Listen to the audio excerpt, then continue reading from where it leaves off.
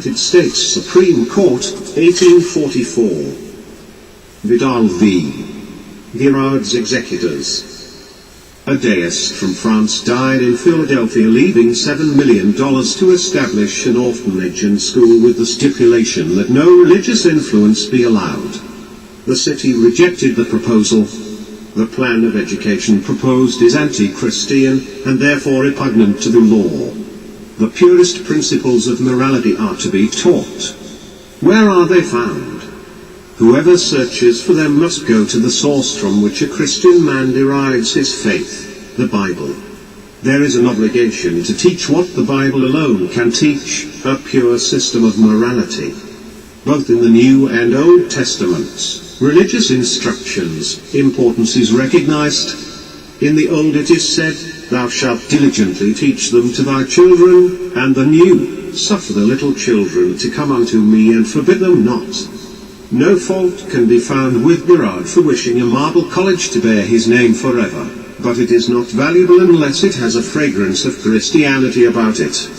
Justice Joseph Story gave the court's unanimous opinion: Christianity is not to be maliciously and openly reviled and blasphemed against, to the annoyance of believers or the injury of the public. It is unnecessary for us, however, to consider the establishment of a school or college for the propagation of deism or any other form of infidelity. Such a case is not to be presumed to exist in a Christian country. But in Supreme Court ruling, and yet we are yet the teaching of the Bible in public is being cast aside from schools and so forth.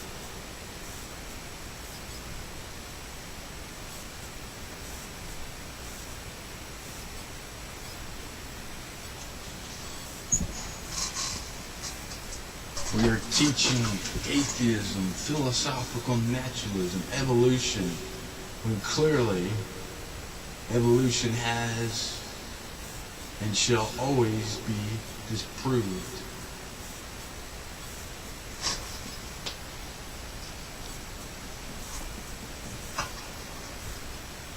We are a Christian nation.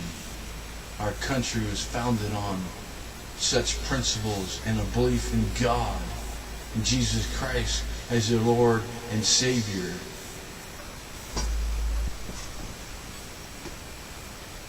It is unnecessary for us, however, to consider the establishment of a school or college for the propagation of deism or any other form of infidelity. Such a case is not to be presumed to exist in a Christian country. Why may not laymen instruct in the general principles of Christianity as well as ecclesiastics? And we cannot overlook the blessings which such laymen by their conduct, as well as their instructions, may, nay must, impart to their youthful pupils. Why may not the Bible, and especially the New Testament, be read and taught as a divine revelation in their school, its general precepts expounded, its evidences explained, and its glorious principles of morality inculcated?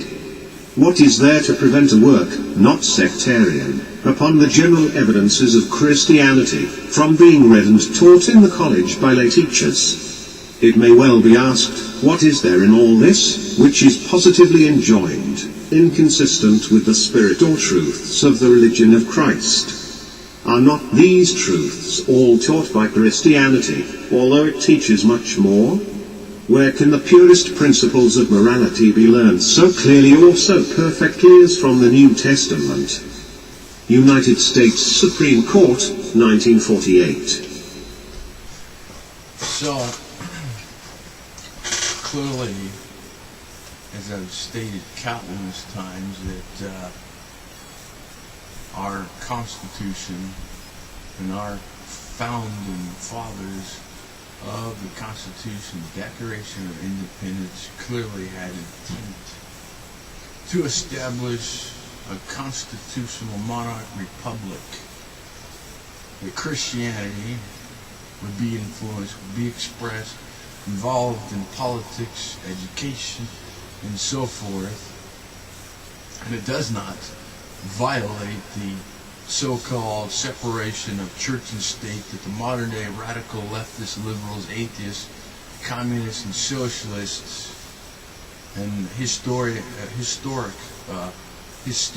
revisionists communicate to us to try to feed us, to try to feed the public.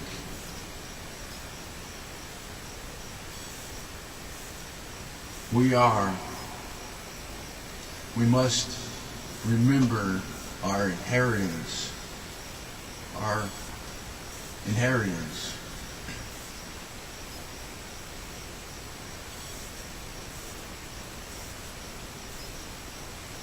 Are descended from the 12 tribes of Israel. And God blessed the 12 tribes of Israel. And when Israel split into two kingdoms, the northern kingdom and the southern kingdom, the northern kingdom became the northern kingdom of Israel. 10.5 tribes were assigned to that, the northern kingdom of Israel, and 2.5 tribes were assigned to the southern kingdom, which became the southern kingdom of Judah. The house of Israel, after the captivity, Syrian captivity, ascended over the Caucasus Mountains, migrated Europe, America, Alaska, Canada, etc. And that's where they are today.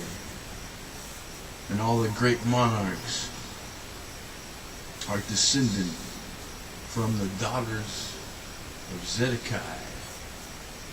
Scota, which later became Scotland, and it mixed with the northern tribes, and all the great European monarchs came from that.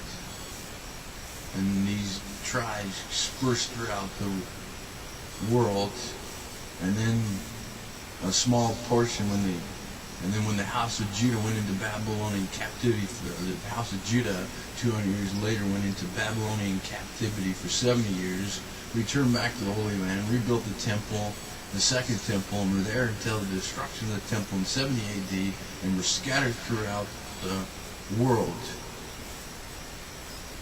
And it became a multi-racial group, and they shortened their names from Judah to Jews. We have a great inheritance. We are blessed by God. We are a Christian people, Christian nation. America is founded on and is blessed by God, and we need to respect and honor the fact that we are a Christian nation. Give back to the founding framers' principles and intention, and restore and bring about a restoration and renewal of this country. America needs to wake up, and we need, as preachers and ministers and people of faith, to get out there and fulfill the Great Commission, to go out there and convert every nation. Although we are going through this period of the anti-philosophy of God, the Bible teaches and clearly communicates that the world will slowly and gradually be Christianized, usher in a golden age of peace and prosperity. Psalm 2, Psalm 22, Psalm 72. And the Christian God will be worshipped on an international scale, and in that period of time it'll be unpopular, not the least hypocritically, to profess Christian faith. That doesn't mean everyone will be saved. There'll be a small portion of people that won't be Christian, but the majority will be Christian. And so it is our duty as Christians, ministers of God, to fulfill the Great Commission, which it says, read it, Matthew 28, last few verses of Matthew 28, it says,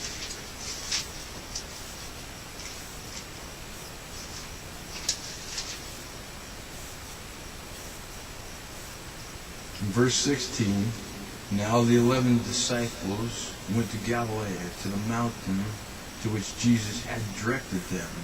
And when they saw him, they worshipped him, but some doubt. And Jesus came and said to them, all authority in heaven and on earth has been given to you. Go therefore and make disciples of all the nations, baptizing them in the name of the Father, Son, and Holy Spirit, teaching them to observe all things I have commanded you. And behold, I am with you always to the end of the age.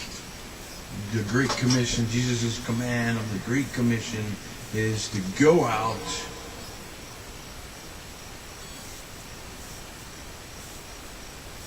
and make disciples out of all the nations.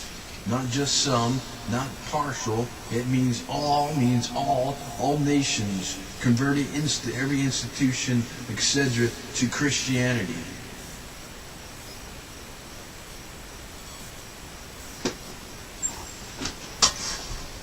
And that passage does not mean establishing a federal denomination.